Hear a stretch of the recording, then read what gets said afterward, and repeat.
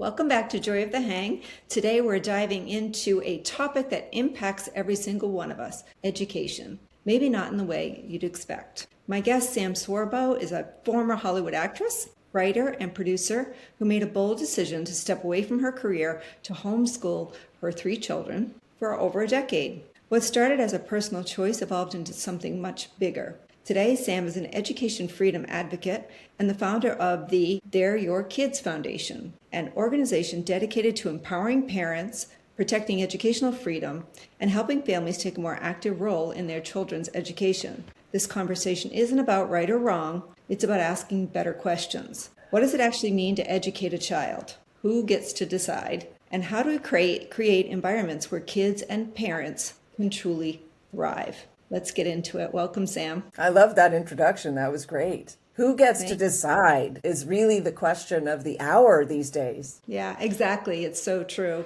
With so many big topics, I'm excited to actually talk about education and homeschooling because when I had my children, I didn't realize that was an option. You know what I mean? Like I'm from Maine and everybody just went to either a public school or a private school, and homeschooling was just, it seems like it was just starting, and there were a few parents that did it, but it wasn't mainstream, right? No, and in fact, the people who were homeschooling were like the misfits. Like they were the kids who just couldn't go to school because they couldn't fit in, and they struggled so mightily with bullying or with whatever. And so, yeah, even for me, when I first started to consider it, I was like, well, that's probably not going to happen, you know. And even still till today, a lot of people feel disempowered to home educate. They feel like they can't. They presuppose a lot of things to get to that point. But let's face it, we are taught in school that we can't homeschool. We're taught in school that we can't a lot of things, one of them being education, right? Because when you go to an institution for 13 years where they are tacitly telling you every single day, we are the experts, we know how this is done, we are doing this the right way, you're going to, well, there's no way I can reproduce that. But here's the joy is now parents are waking up and saying, wait, I don't even know if I want to reproduce that because that's not what I thought it was supposed to be. And that's wrong. There is some wrong there. You gave in the intro where this is not about right or wrong. It kind of is a little bit. There are some very wrong things that are happening to children in our schools. And there are parents who are waking up to that and saying, well, that's wrong. It is wrong to teach a 5-year-old about lubrication for same-sex attraction. It's wrong. You know, there are certain things, there is an immutable truth in the world, and it doesn't matter if people wish to deny it, it still exists. It's wrong to torture puppies. It's wrong to expose young children to sexually charged material. But this is what they're doing in the schools. So when you come to that, and by the way, there are a lot of people who don't believe that's happening. They can't fathom it. It seems ridiculous to even imply that that would be happening. And yet, I can give you video upon video testimonies of this happening to children in school, by their parents, by the kids themselves, by the books that we see inside the classrooms, inside the schools, by libraries. Our public libraries are now the grounds for all kinds of misbehavior, let's say, negative behavior towards children. And so parents are very slow, sadly, to wake up to this, but some of them are, and they're saying there's got to be something better than this. And when I started home educating my kids, my oldest went through 2nd grade, and I was very disappointed with the academics in the 2nd grade classroom. I didn't know what I was expecting, but it wasn't that. It was just not good. And I didn't feel like he was getting educated. I felt like he was getting busy worked to death and bored and annoyed, and it wasn't good for him. And I said to my husband, I think I could fail at homeschooling him. In other words, we could just blow the academics and he would not be smart, but he'd still be a better person, because education is as much or more about character than about the academics. And I slowly started to realize that. At the time, I wouldn't have been able to articulate it that way, but I knew he'd be a better person because the other stuff that was happening in the schools was bad. Yeah. Well, let's talk though to the moms that live in a rural part of the country. It seems like a luxury to be able to homeschool your kids, right? A lot of us had to work 2 jobs to raise our kids. Like how, and it almost becomes a babysitter, right? Put them in school, you can go to work. So Talk to that woman who just doesn't feel like she has the flexibility to be able to stay home for her child. Yeah, so children require childcare.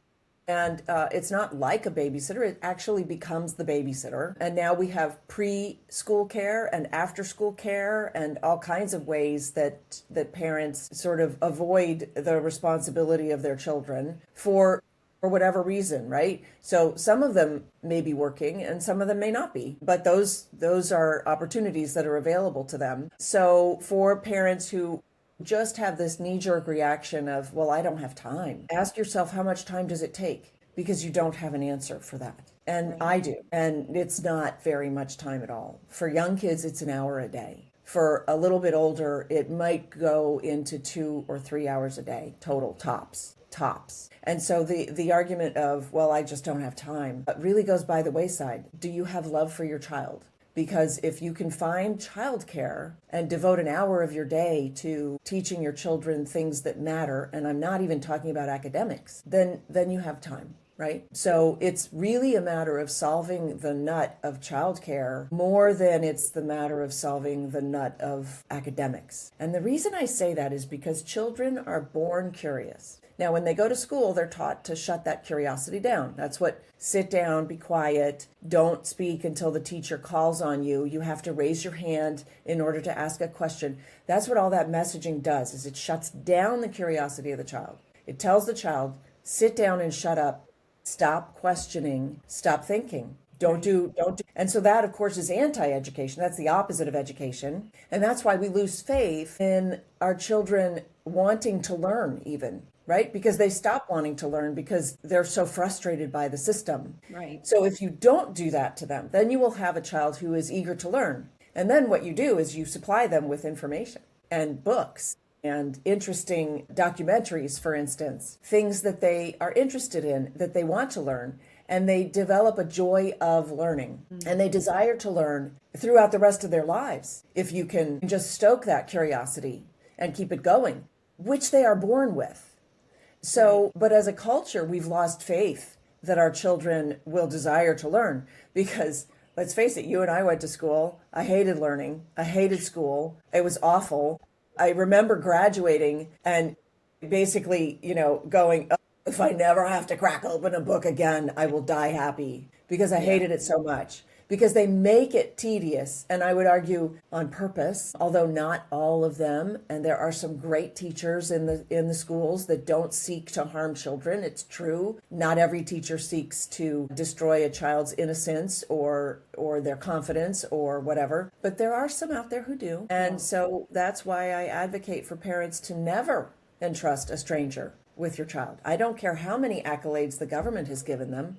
I don't know why you would ever trust them with your child. Yeah, you make a lot of good points. But I think, too, a lot of parents are probably nervous that they don't have the skill or the knowledge, right, to be able to teach them properly. It sounded. Yeah, well, then you have to ask yourself, what is important for your child to learn? Yeah. And that's the point where I got to in second grade. I'm like, you know what? It's important for him to know math, but honestly, it's more important for him to be a good person. It's more important for him to be likable and to enjoy other people and to have them enjoy him. That's actually more important. We all know this intrinsically. We won't admit it because we all went to school where we learned that the grades were the most important thing and money was the highest value. But those are lies. Those are lies that are in the system, that are baked in, and that we then sort of accept as truths, even though when push comes to shove, we will say, well, no, I mean, the most important thing in life is relationship. Love is very important. It's important to have love in your life. And if you don't have love, what do you have? What else is there that has any importance after that, right? So then you really have to just sort of take a step back and go, okay, so what is the most important thing that my child learned? Your children want to be you. Children want to be adults, and you're the adult that God has put in front of them, right? And so they want to be you. So the idea is show them how to be you. Who knows better how to be you than you? And it's really it's not even I wish I could make it more complicated because then I'd be earning a ton of money doing this. It's just not more complicated than that. And then the academics, when the child retains his or her curiosity, the academics will come naturally, because they want to learn. And they will want to learn the things that they're interested in. And they might not be interested in the Pythagorean theorem. I would have been because I love math. Yeah. Maybe they won't be. maybe their skills are in creative design. And so they're going to be designing the new Apple, whatever, right? Steve Jobs did not graduate college. He dropped out. And then he started taking the classes that actually held interest for him. And he took a calligraphy class. And that's how he developed the idea for a computer that could do calligraphy type design, as opposed to the very staid and boxy IBM computers that were only doing, like, if you remember the CRT, the cathode ray tubes with the green letters that were flashing, like that's all the IBMs could do. And he designed the computer, the Macintosh, that could do the creative stuff because he was creative and he thought, oh, this is something that could help people. And so that's what you want for your child, is to give them the opportunity to do something that will help people because they've been raised to be helpful to others. And they won't get any of that in school. Yeah, and I love listening to you because I have two children and my son could have definitely benefited from homeschooling. My daughter loves to learn. She loves to be at school, and she graduated from Harvard, and I think she's going to forever be a student. Now she's going for her master's. Well, anyway, the kids are so different, though, is my point, and my son definitely struggled. And he's a little bit on the spectrum, and I think he just would have benefited from not being told to sit still, but to be able to be in motion and move and do what came naturally to him. And, their learning style is very different, right? Just every child is so different. But I understood when the teachers brought us in and, of course, wanted to medicate him for having ADHD, which we did not. But, I understood that they're trying to teach to classrooms of 25 and 30 people, right? And they have to teach to the masses, not to the individual. Well, more important than teaching the material is classroom management. That's why they're willing to medicate your child so that the other children can learn. Exactly. It's really the sacrifice of the individual for the community, right? And it's a very dangerous construct, frankly. We only accept it because we were steeped in it. We grew up in it. We don't sense the cage because we grew up and were taught to love the bars. But we're in a cage right now. We're in an education cage. Actually, I call it a school cage because it's not even education. When the first thing that a child learns in school is to sit down and shut up and not ask questions, because this is a deterrent, raising your hand, that is anti-education. So it's not a system of education. And in fact, I would argue you can't call it a system of education because they hide the Bible. And not from a religious point of view, but from a purely secular point of view, the Bible is the most important text in history in the Western world, period, full stop. So you're hiding the most important text that is the basis for all of our foundational texts. You're hiding that from children. What? That you're not interested in their education. You're interested in deceit. And that's what we have. We have a system of deceit. You're very passionate about this. I love this. This is a great conversation. No, I mean it. So what did you believe about education before you started homeschooling? And how did that evolve once you were in it? So I was always an academic. I went through high school. I went to Duke University. I studied biomedical engineering. Wow. I was going to go into medicine. And then I figured out that I started modeling and I became very successful very quickly. And I figured out that I could pursue modeling and earn a lot of money and travel the world and learn foreign languages and do literally everything else that I want to do. Or I could become a doctor, put the blinders on, go into severe debt and do that one thing. And so I had to put it in a balance. And I went, well, I kind of want to do everything else and become wealthy because I was taught that it's all about the money. That's what we're taught in school. Success equals money. And as long as you can get the money, you're golden, like you're in, like you will be happy if you make a lot of money. So I went and made a lot of money and then wasn't really happy. I wasn't like depressed or anything, but I was like, this doesn't make me happy. I literally don't even know how much money I have in the bank. I know I have enough, like for a long time, but this isn't making me happy. What's that about? And so I began to see the chinks in the system that had raised me, basically, because I went to public school all the way through. And that's what brought me to this sort of suspicion about school. And then when my son they were basically failing to educate him. They just weren't getting enough into him. He was a curious young boy, and they weren't feeding his curiosity. They were just making him sit there and do busy work and tedious work and, ridiculous things. I was like, well, this isn't education. Not the way that I thought of education, because my last year in college, I took the hardest courses I'd ever taken. I got the best grades I'd ever had because there was no pressure, because I'd already made money. So Right. the pressure was off. And so that's when I realized that it's a bit of a scam. And in fact, I never tested well until I'd already went out into the world and made a bunch of money. And then I tested like nothing because it was so easy, because there was no more pressure. The anxiety that we put children under in our schools is debilitating. I can testify to that. I remember sitting for an organic chemistry test, sitting for basically half an hour, unable to fill in my name. I was just like a deer caught in the headlights. And the kid that I studied with, who I tutored, he got an A+ on the test and I got a C-. And he's like, how did you not do as well as I did? You actually taught me this stuff. And I'm like, well, I didn't put my name down for about 30 minutes. So I know firsthand, some of the frailties of the system, and there are more, and people can point to their own. I know so many people who say that they can't do math because they don't have a math brain. Hello, there is no such thing as a math brain. That's like saying I don't speak French because I don't have a French brain. That's Right. not a thing. You don't do math well because you had a bad teacher. Right. Yeah. And I'm sorry, teachers, but I've seen it already. So I tutored a girl in calculus. She came to me with an F. She said her professor promised her that if she could get a D- on the final exam, he would pass her so she wouldn't have to repeat the course. And I tutored her for, I don't know, 4 or 5 weeks, and she got a B+ on the exam. And he said he'd never seen anybody improve so dramatically. Well, no, not if you're just, pronouncing death sentences over them and saying, if you can get a D-. How dare he? He was a very bad teacher. Yeah, that's condescending. So I'm going to take you back to your son's second grade. So you decide he's not getting the education you want him to have. So you and your husband, I'm sure, had a discussion and both were on the same page about taking him out. And you're like, or maybe you didn't. Maybe you said, listen, Kevin, I'm taking my kid out of school.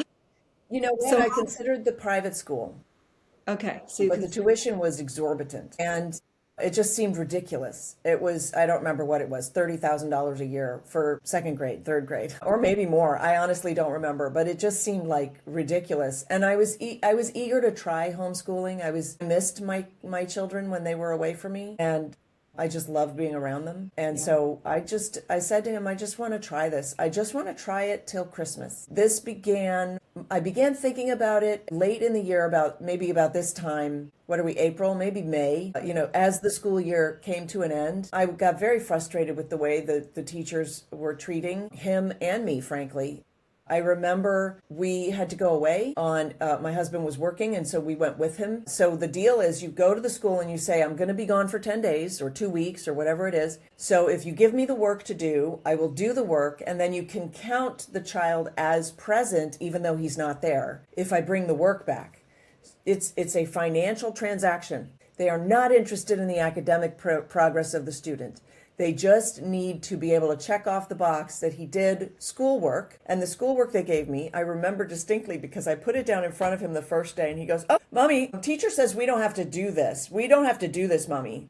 We don't have to do this. I was like, well, she gave it to me for you to do. But Mommy, in class, she says we don't have to do this. So she literally gave me the busy work that she didn't require the students to do. And I was the substitute teacher. Thank you very much. So I was getting quite frustrated with and by the way, nothing against her personally. She probably did it completely unthinking. But my son is clever. He's like, no, this is the stuff we don't do. The stuff that we do is bad enough, but not this stuff. make me do this. And so I was just sort of fed up. So I started talking to my kids about homeschooling. I started talking to him, like I would pick him up from school and I would say, do you have homework today? And he'd say, yes. And I'd say, well, that's too bad. If you were homeschooled, you wouldn't have homework. So by the time I was actually considering it for real, he was like, are we going to homeschool? Can we do that? I want to try that. Because then I won't have homework. So there are ways to work with your children to convince them of decisions that you've already made or are in the process of making. And, I talked to my husband. I said, I just want to try this till Christmas. And he's like, you know what? Give it a shot. Like, what's the worst that can happen? He's not going to fall behind in second grade. Come on, people. Yeah. They put the fear in us. Oh, your child's going to be weird. He's going to be a misfit. He's going to be stupid. he's not going to be able to graduate. That's the biggest lie out there, is when Right. parents call and they say, I'm going to pull my child, then he won't graduate. Do you know how you graduate a child? You literally go online, download a diploma, and issue it. You Really? call it Okay. whatever you want, and you issue a diploma. Like, it's just not that hard. And yeah, okay, then the college calls and asks. But they rely, they're not even relying on SAT scores anymore. The gig is up. Or what is it? The jig is up. Like, it's done. They are finished. They aren't requiring SAT. And now they're not requiring SATs, and they're finding that they're letting in a bunch of kids who can't do remedial college courses. And that's at Harvard. Like, it's just ridiculous. Yeah. So I want to encourage parents, because the world is not waiting for the schools to catch up with the job market. And the schools are not interested in catching up with the job market. So if your primary concern is that your child be able to get a job, the last place they should be is in school. So talk to the mom or the dad who wants to give this a shot. What's the procedure for starting homeschooling? Do they have to apply to the state? Is there some form? Are there forms that need to be filled out? How do you go about it?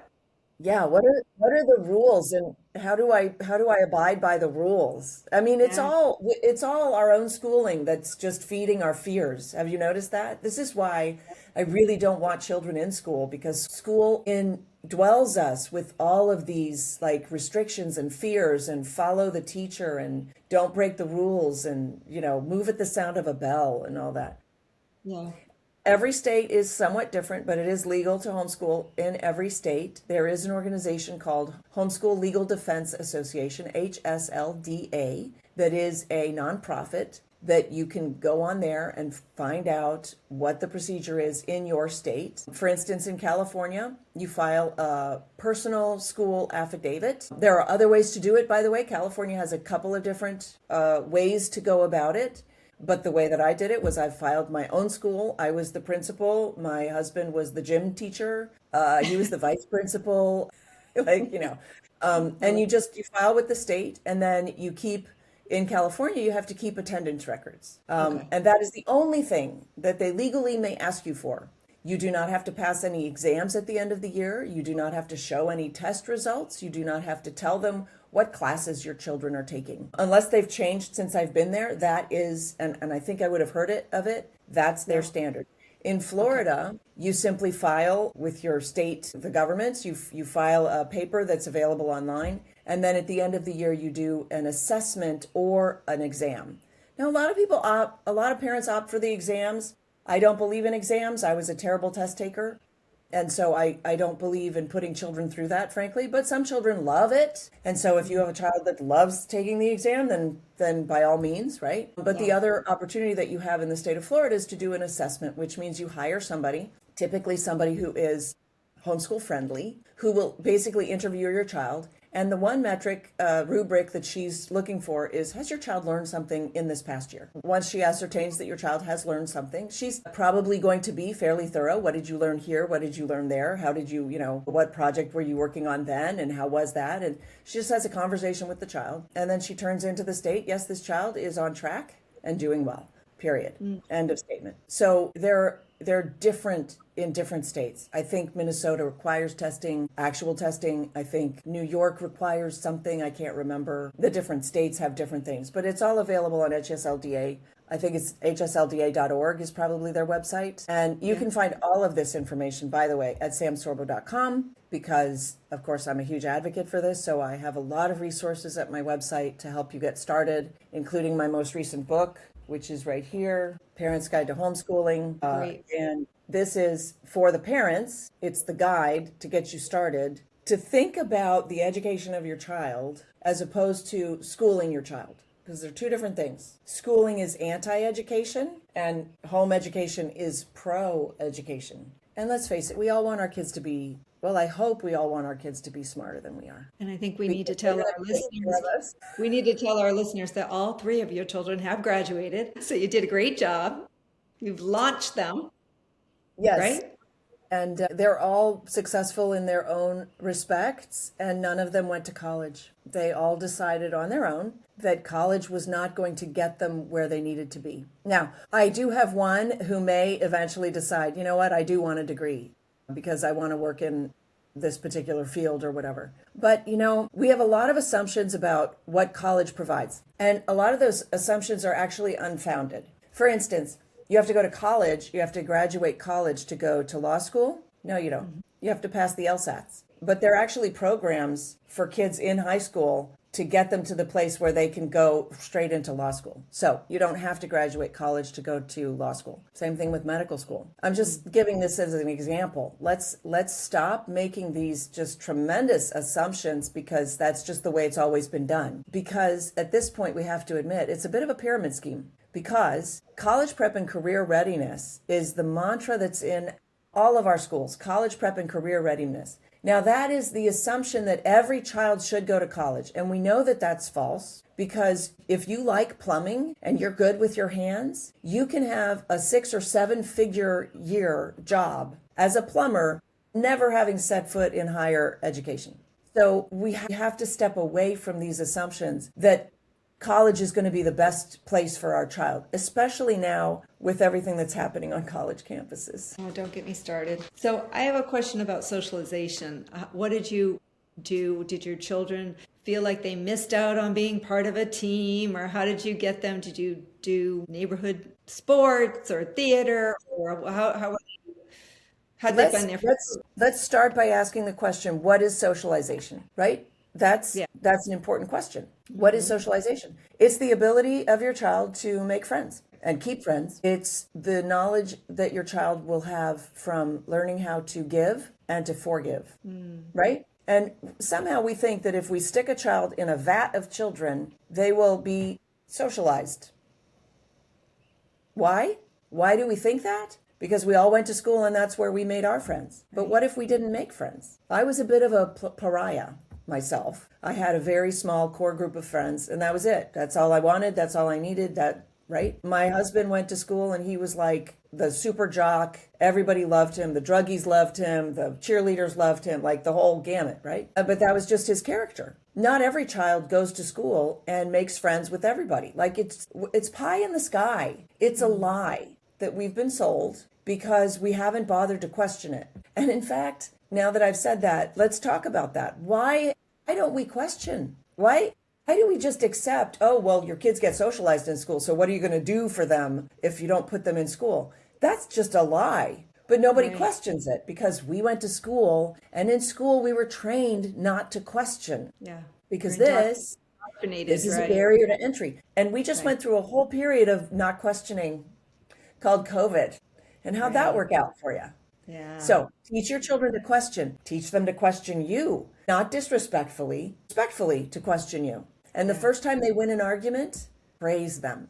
Don't let them win, but the first time that they actually form a cogent argument that's cohesive, that makes sense, and they win, my goodness, that's a day of celebration. Right? Yeah. You want your children to be smarter than you. I love that, because my daughter was always that way. She was always, I said, sometimes that can be difficult to parent a child like that, but I love that she's so inquisitive and so she's right a lot, and I love that she can teach me things, Absolutely. I mean, I have the same relationship with my kids. They're constantly teaching me things now. I mean, some of it's just because I'm older, so I don't understand what the shorthand form of these phrases are or whatever. But the socialization is you give your child an opportunity to meet people. You put them in social situations, not just with kids their own age, please, with adults, and you train them to behave properly. The first time I taught my child to hold the door open for somebody,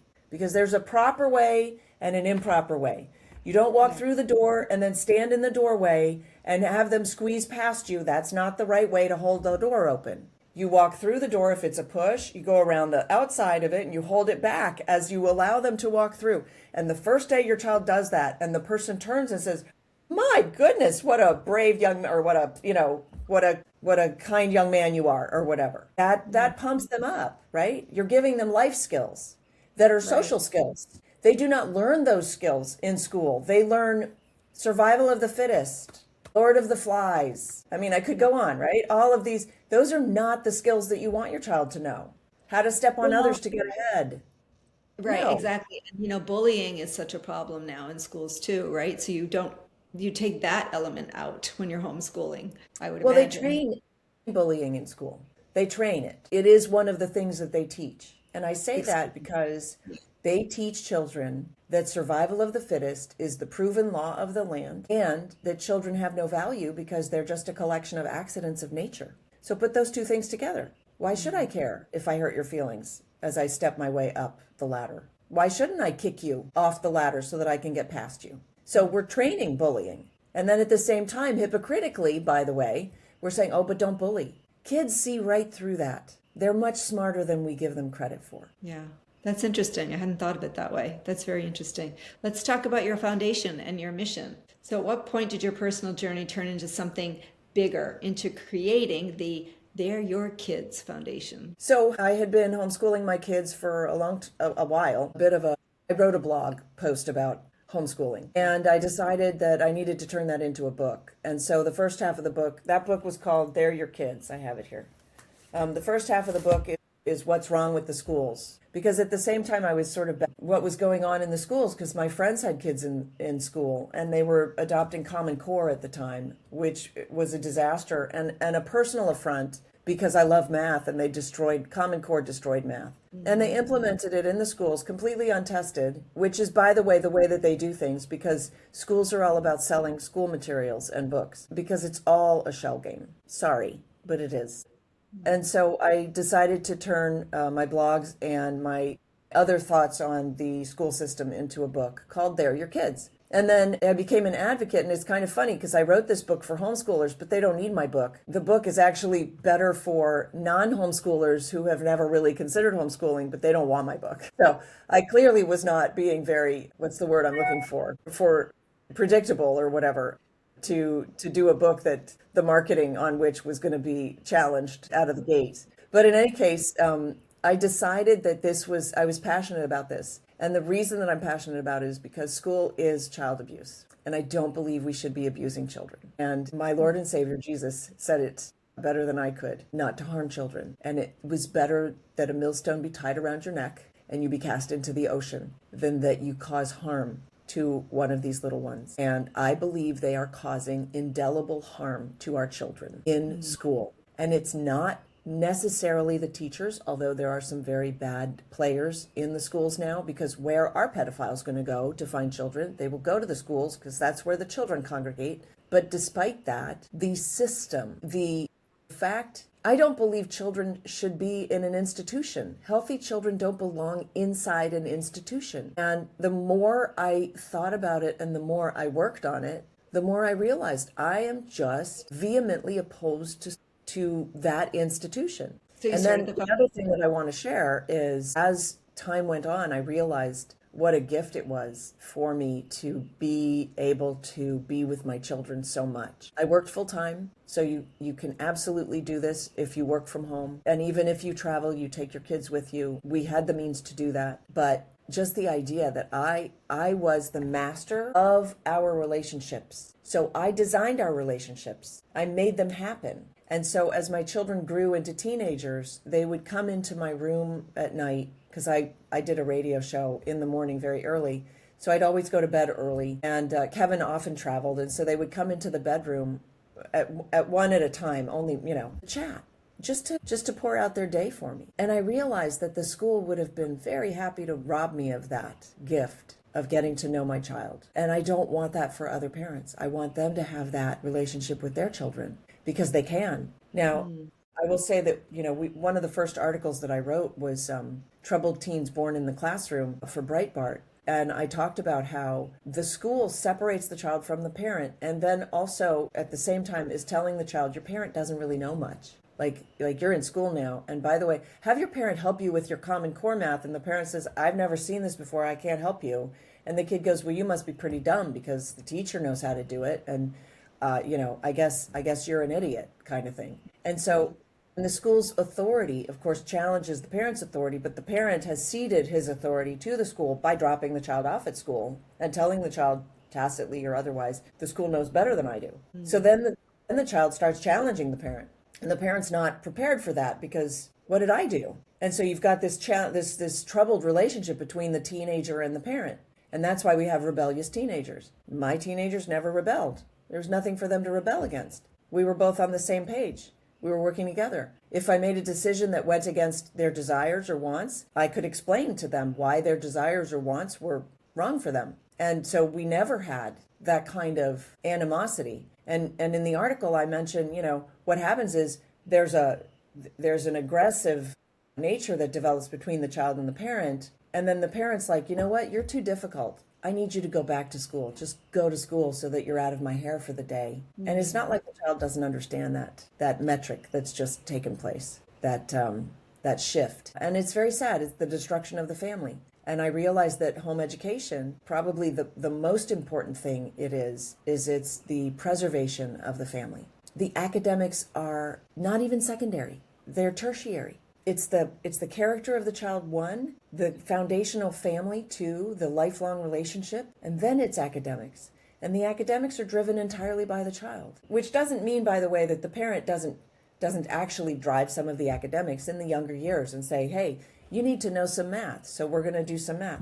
But you know what? If the child can't do math at age 7 or 8, that's okay. They can get it at 10 or 11. And the idea that we send children to school and they struggle with math at 7 or 8 years old, and so we get them an IEP, right, which singles them out and tells them they're stupid because they need an IEP.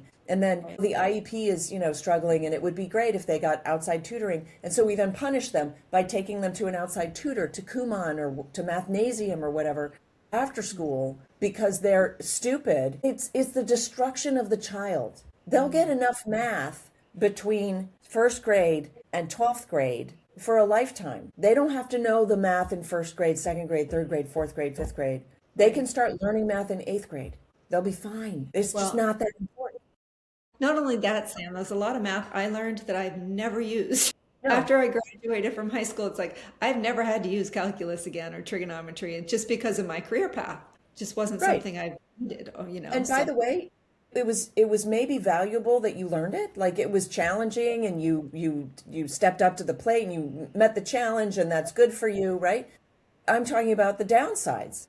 Because when we're teaching children that they're stupid because all the other children get it, and the teacher makes a snide comment because he's frustrated because this kid doesn't get it, it's terrible. It's terrible. It's child abuse. So to avoid that, you give the child what the child needs when the child is able to accept it. Well, I wish I'd met you 20 years because I probably would have made a different choice. After hearing all your arguments, you've got me convinced. I was like, I wish I had it. I wish I could have a do-over, Sam. Yeah, don't we all, though? I know, right? There's a lot of things I would have done differently. And here's another question for you. Education can bring up strong opinions from all sides, as you know.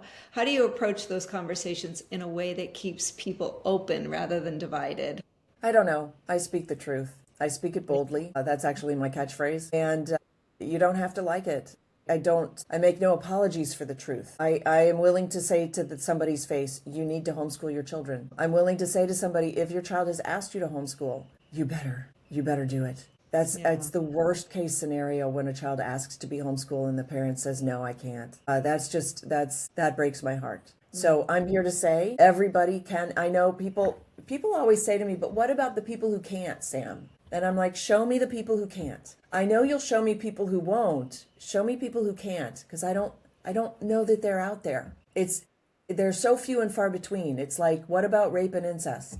It's one of those sort of theological questions. And in theory, abortion is always wrong because it is murdering a human innocent life. In theory, homeschooling let's put it this way, school will never beat home education. It will never beat it. So what's the optimal choice? Home education, the optimal choice. And I read a while back that I don't know if there are actually groups that do this, but that there were groups of moms that were helping each other to homeschool each other's children. So making absolutely. Smaller. So those are co-ops or micro schools, or there's lots of different ways that people are getting it done now. Yeah. And I understand that. I understand that parents are completely insecure because they went to school and they were taught that they are incapable. That's what our schools teach us about ourselves, that we are incapable, except in the one area that we, got our degree or whatever. So I understand that people feel like they need support. And my prayer for those families is that they slowly realize or quickly realize that in fact it's just not rocket science to bring a child up, because really all we're talking about in a sense is child rearing, is parenting. But that said, it's fun. It's fun to get together. The kids get together and they learn stuff and they learn from each other and they have conversation. I mean, I did it. I did a co-op all the way through called Classical Conversations. Loved it. And it opened up my eyes because I had not had the education that I kind of thought that I had, or, I assumed that I'd been taught a whole bunch of stuff in school because I was a straight A student or whatever, but they never taught me about the Bible, right? They never taught me about lots of things, right? And so when we did Classical Conversations, I learned a lot of that stuff and I was able to expose my children to that stuff. So I found it very beneficial. So there are ways of figuring it out using, what other people have developed or designed or are working on currently. And it can be just a great project. What it's doing is it's building families and community at the same time, which is a beautiful thing. And we should get back to that. So I highly encourage people, whenever I'm coaching, because I coach families, whenever I'm coaching a family, I say, go online, find your homeschool communities, see what they've got going on. If you've got young kids, it's park days, great. If it's a little bit older kids, maybe they're doing trips to the museums and stuff like that. Like, those are fun. They're social.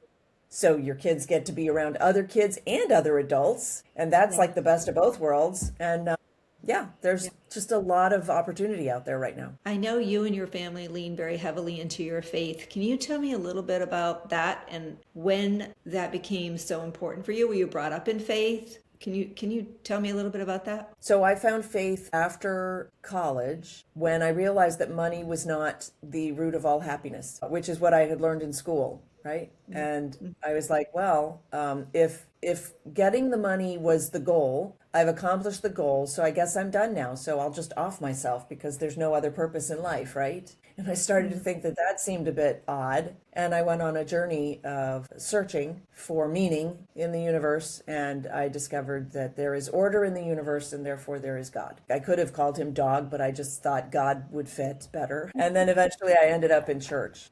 So that's how I came to faith. But I will say that God has ordained for the parents to teach the children.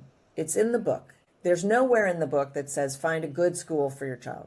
It says, you are the parents, teach your children my words. Teach them as you walk by the by, as you lie down to sleep, as you wake in the morning. Teach them my words. And if you give your children the Bible, you are giving them truth, history, story, which they love. And what happens is they develop a thirst and a yearning for the truth. And the truth is everywhere in God's creation. And so they will be set free to then learn everything, because truth is math, truth is history, truth is science, truth is reading and literature, and they will develop a taste for that. And to the extent where they won't be as interested in Hollywood, in social media, in all of the trappings of this very superficial life that we're leading now. Thank you for talking a little bit about that. I interview a lot of people, and lately, for some reason, it's like something's happening in the universe, because a lot of our conversations lately have been around faith and God, and it's been very interesting. So I wanted to touch on that with you, because I think I knew that you were very, very into your faith. So thank you for that. I'm actually into the truth. Into the truth. I developed a love of truth in 4th grade, and it just has never left me. And now that I know the author of truth, I proclaim him. I love that. I love that. For someone listening right now who isn't ready to homeschool, but wants to educate differently, what's one small shift they can make right now? Yeah, take your kids out of school. Don't wait. So it's funny because I was at a speaking event, and a guy in the audience, and I opened it up for questions. A guy in the audience said, I'm the father. I have 2 kids in school currently. He had younger kids too. His daughter, I can't remember exactly. The daughter was excelling, but the son was really struggling, or vice versa. And he knew that he wanted to take them out of school, or he wanted to take one of them out of school at the end of the year. And he didn't know if he should take the other one out because the other one was very happy in school and was really thriving. And I just looked at him and I said, first of all, you know you need to take them both out. But why wait? What good will come of the last 2 months of the school year that is like this? Oh, this is super good and then it's bad. No, take them out tomorrow, write the school a letter, do the stuff that you need to do. This was in Florida, so it was fairly straightforward. I don't know for every state if it's like that. And then I ran into him like 3 years later, and his whole family is in the business together. And he said, he and his wife both came to me and they both had tears in their eyes. They're like, that advice was the best advice. We got our kids back. We're so happy now. We work together as a family. We've become so cohesive, and my kids are so smart, and they've been set free of all of the stuff that lands on you in school, the peer pressure, the anxiety, the teachers. I don't know if you know this, but like 81% of children report being bullied by a teacher at some point. Like it's insanity. And we just keep doing it because we're just mice on the wheel. And, we just don't question. We just do what we always do or whatever. Take them out tomorrow. Take them out. You never send them back. Just don't send them back. And then you can figure out afterwards. Because it's not a race. It's not like, oh, when they turn 18, they better be finished. And by the way, like, in fact, that's sort of the feeling, like if they turn 18, they're finished human beings. And we all know that that's a lie, okay? Because even at 18, our children are going to college, taking remedial classes. There's the class valedictorian in a Detroit high school. She was valedictorian.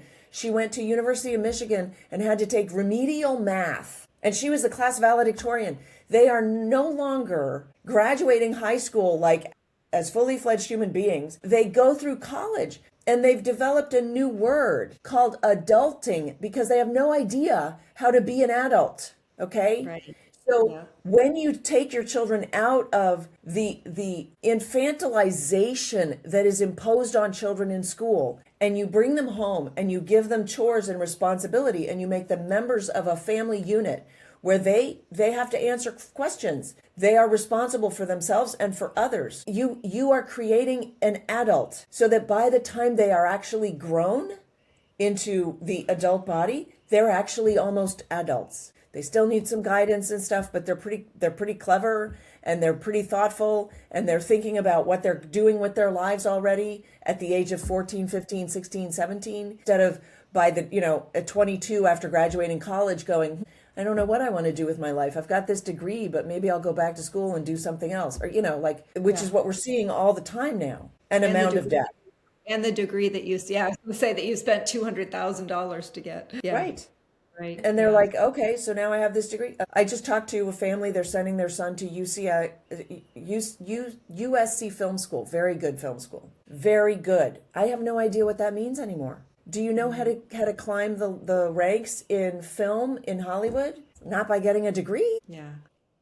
It might be fun. You might meet some people, sure. And I'm sure USC does a lot to like bring Hollywood to USC so that you get exposure. The better way to get exposure, get a job. Get a job, earn a little bit of money, work on a film. Yeah. I'm sorry, it's like it's not rocket science, but it has to be said because we've all been so steeped in this culture of go to school. Yeah. That it's, I feel like I have to shake people sometimes.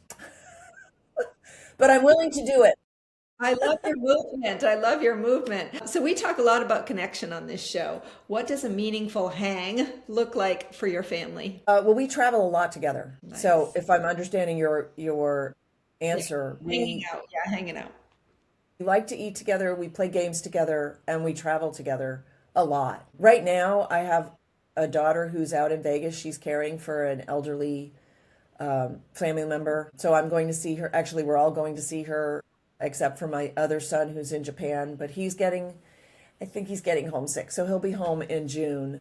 Aww. He will have done almost 6 months in Japan. Yeah, that's, but we all hang out with each other on the phone. I know that my kids all, because they're much more facile on the phone than I am. And so they're FaceTiming and, doing all the games and stuff like that on the phone also. How old are your kids? So my daughter's 20, my other son who's in Japan is 22, and I have a 24-year-old who's about to get married.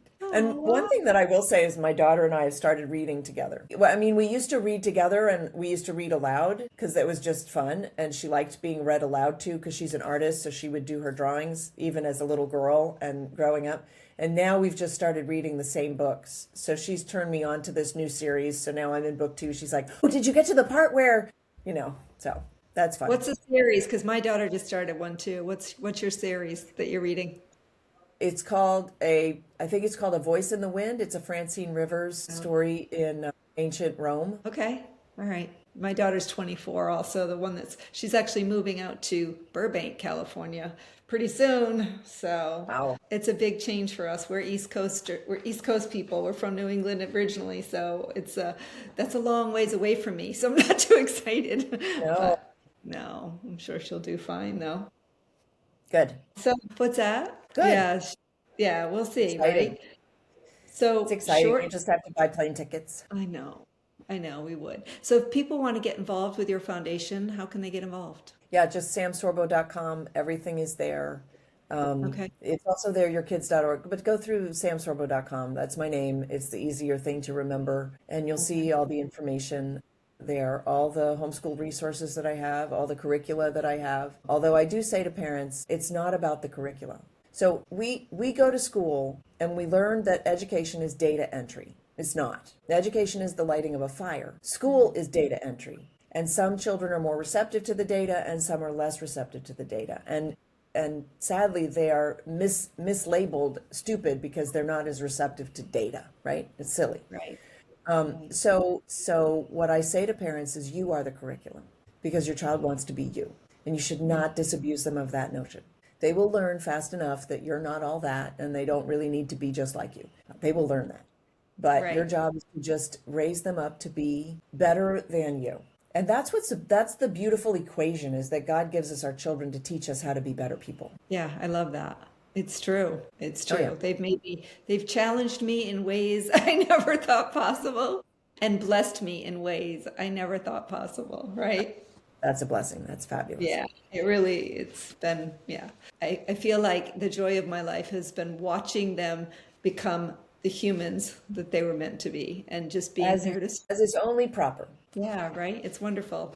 Well, today's conversation with Sam Sorbo invites us to think a little differently, not just about education, but about agency, involvement, and the role we play in shaping the lives of the people we care about most. Her work through the They're Your Kids Foundation is rooted in a belief that parents have a powerful role to play. And whether you agree, disagree, or fall somewhere in between, I think the real takeaway is this. We don't have to be passive participants in the systems around us. We can ask questions, we can stay engaged, and we can choose to be more present in the lives and learning of our kids. If this episode sparks something for you, share it with someone who might need to hear it. And as always, thanks for hanging with me. Till next time.